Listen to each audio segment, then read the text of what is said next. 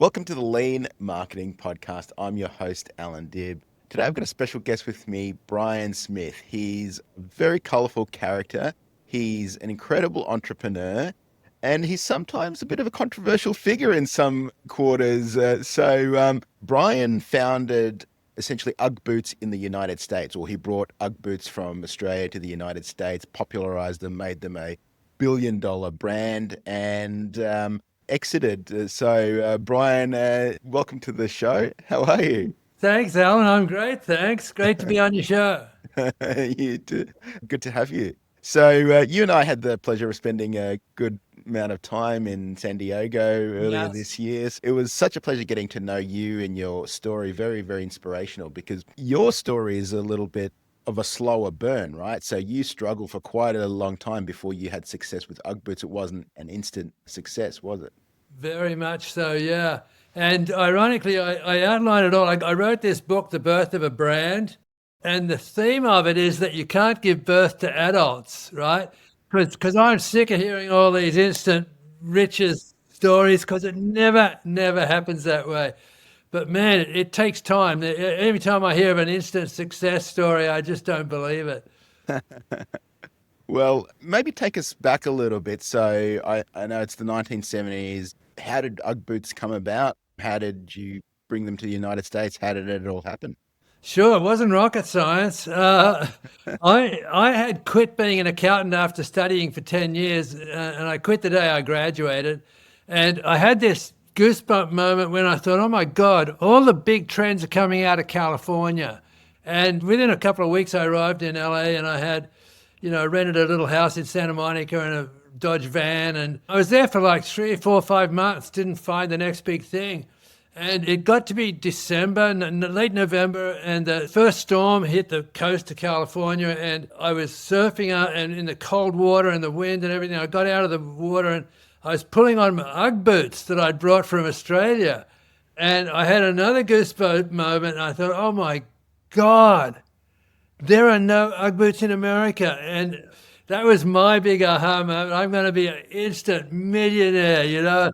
And so we ended up importing about 6 pairs, and Doug went on the road to every shoe store in Southern Cal, and he came back with about 150 business cards and not a single order. And he said, they think we're crazy trying to sell sheepskin in California, right? And I thought, well, how come all my mates up at Malibu think this is the best idea in the world? And I realized, oh my God, so many had been to Australia on their surf trips, and they brought half a dozen pairs back for all their buddies. So in the surf community in Southern Cal, it was pretty well known. And so we switched gears and went to all the surf shops.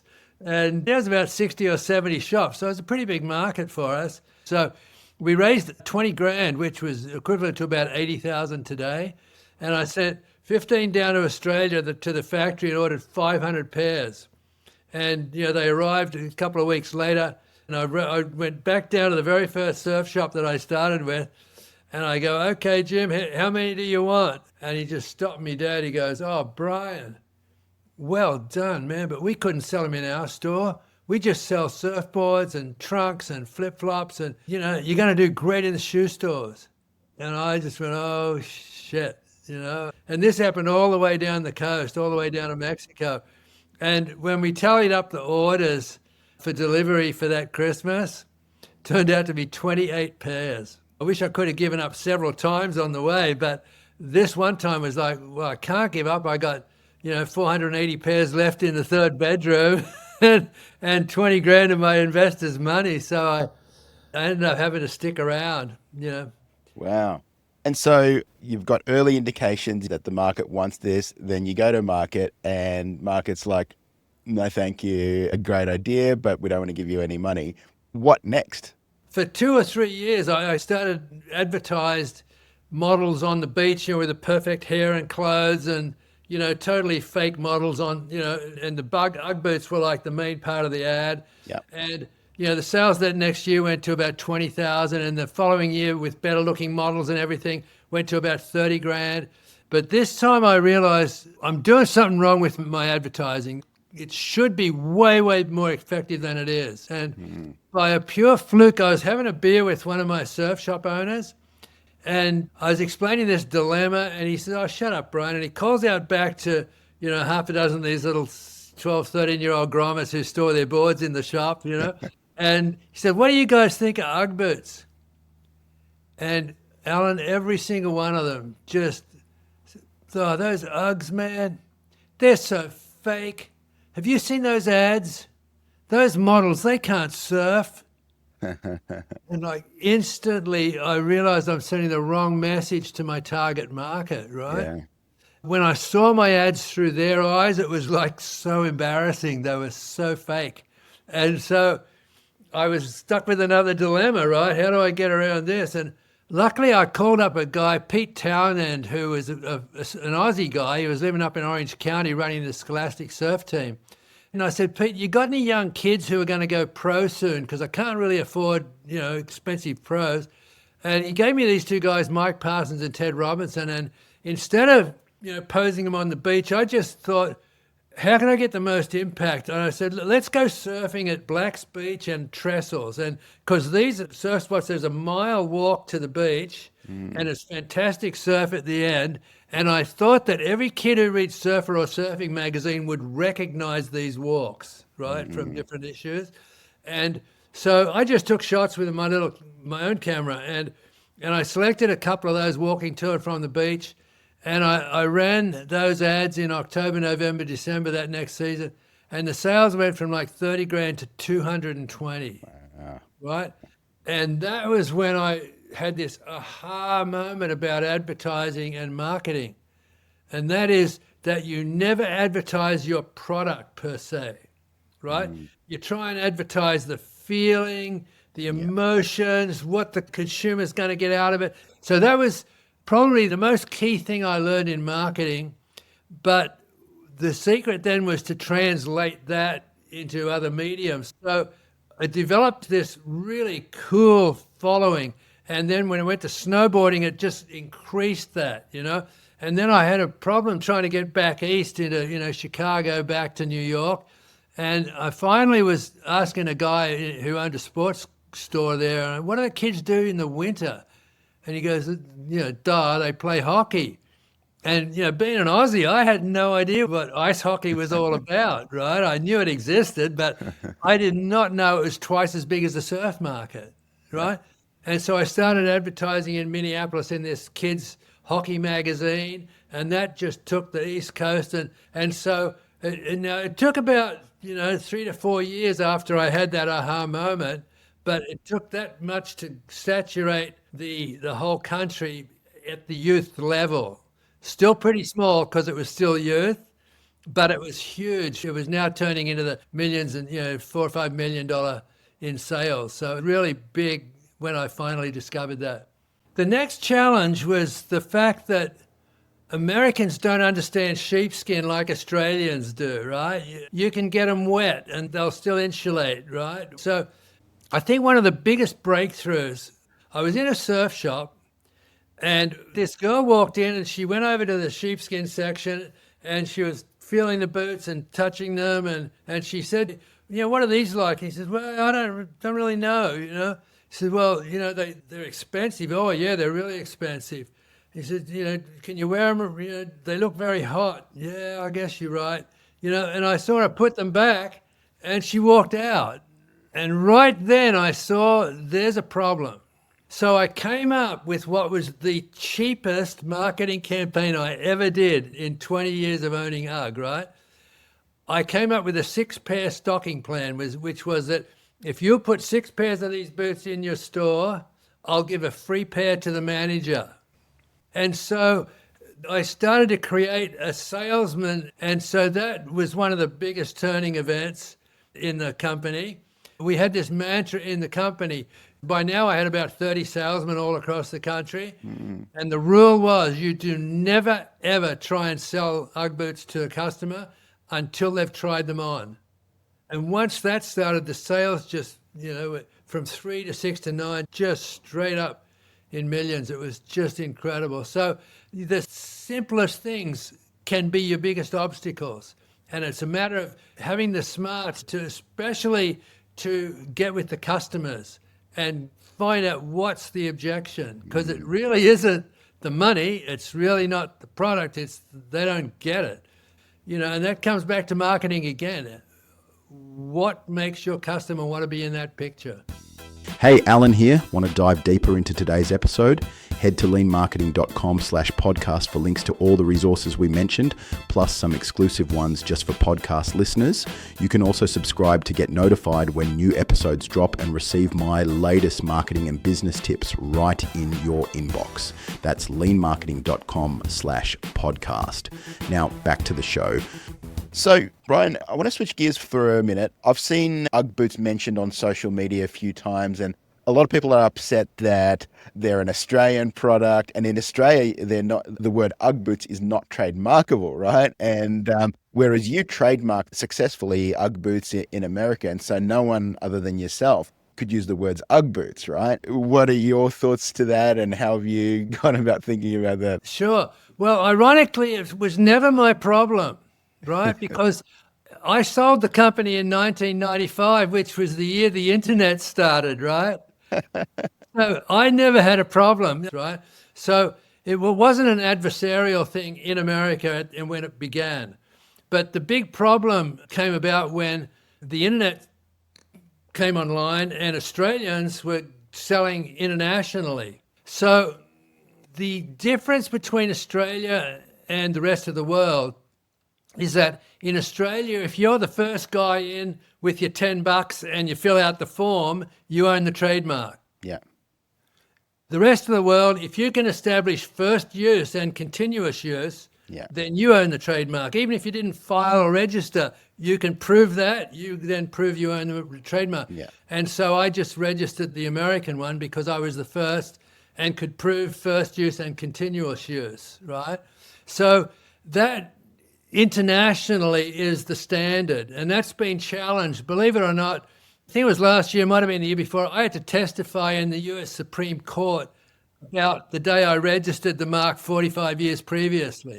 I mean, I know the importance and power of trademarks, and so securing trademarks for what you're doing, especially if it's core to what you do, I think it's incredibly smart and incredibly important. And so I think what you did created so much value, especially for the company that bought you out, and of course for yourself as well when you were growing the business. So very important. And not to mention the fact that I've been responsible for billions and billions of dollars of sheepskin exports, that would never have ever happened had I not gone out there and started that business. So, the people complaining, Australians, they ripped off the trademark. Well, I also provided billions of dollars worth of exports, so it's hard to sort of put the valuation on that.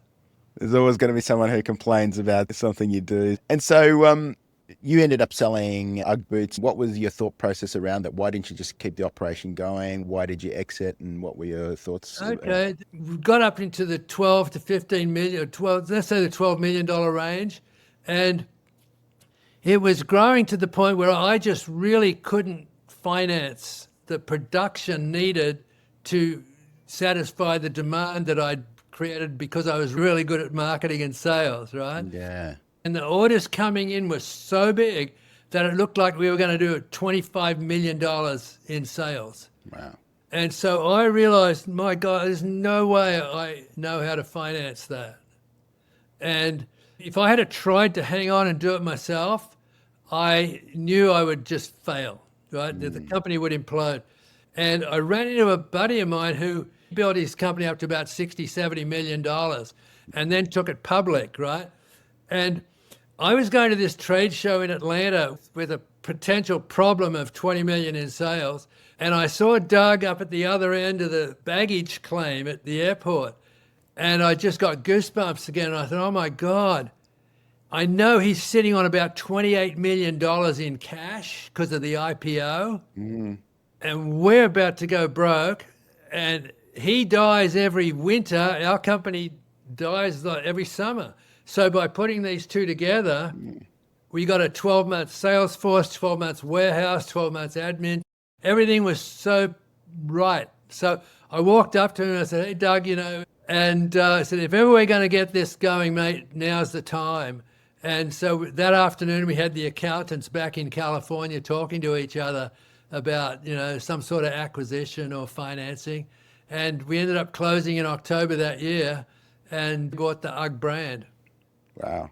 Yeah. And now it's a global multi-billion-dollar brand I mean, known. 3 years over 2 billion, and about 3 or 4 years before that at 1 billion. Yeah, it's been just an amazing brand. And, I've got lots of philosophy like that. Nearly always your most disappointing disappointments will become your greatest blessings. In fact, one of the most important lessons in the book is right near the end. And I meant to, you asked me what happened when I sold it, right? Yeah. The very last financing I did was with another Australian guy. He had been very big in the hotel business here in America. And so I did not like this guy, but I went ahead because I needed the money for the business so desperately. I didn't know at the time, but 6 months later, I found out that he just bankrupted an $80 million accounting firm. Right. And he was a narcissistic sociopath, and ever since he came into the company, I started seeing the closed doors, and I started seeing factions fighting against each other, And it's really important to entrepreneurs who are in that 5 to 10 million, because they're starting to think about, how do I get out of this? Yeah. And they're already being burned by different financing. They're being burned by employees. And so it's a really good roadmap of how I was able to handle it mentally. And there's lots and lots of little tricks that I used to guide me through that 1 or 2 year period at the end. And that's what you don't usually see in other business books. They don't want to talk about their failures. There's all these trade-offs. And that's what my book's really good for, is looking at just how devious and how circuitous things are. Yeah. But if you have the right mindset, you'll overcome it all. And luckily I came out as a winner, so I was very thankful for that. Yeah, well, you did well. I mean, every time I've ignored my gut feel about a person in business, I've lived to regret it later. Sometimes I'll know, this is not really a super ethical person or whatever. And if I've ignored my gut feel, and whether it was an employee I was hiring or whether it was a partner I was taking on or whatever, I've always regretted it. So my view is there's no room for drama in a business. A good business is usually going to be a pretty boring business. I agree with that. Yeah. And another way of saying what you just said is that it's impossible to do the right thing the wrong way. Yeah.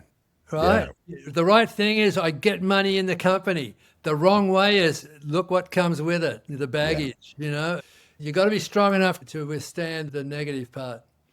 And I mean, the other thing is, why did we start a business? Why did we go through all the pain and risk and all of that? A lot of times it's for fun, for freedom, for fulfillment, for flexibility, all of those sorts of things. And then if you're now working with people that you don't want to work with and things like that, then, well, you might as well be working for someone else and not have all of the risk and the downside and headaches and things like that. So, yeah. Yeah, the greatest thing I try and tell people from the stage is how to live a good, healthy life, not a business, but how to live a really good, healthy life. And business is just a way to pay the rent, and hopefully set you up with some assets later on. But, if you sacrifice your daily living because you got to do this business, you got it backwards, I totally agree with that.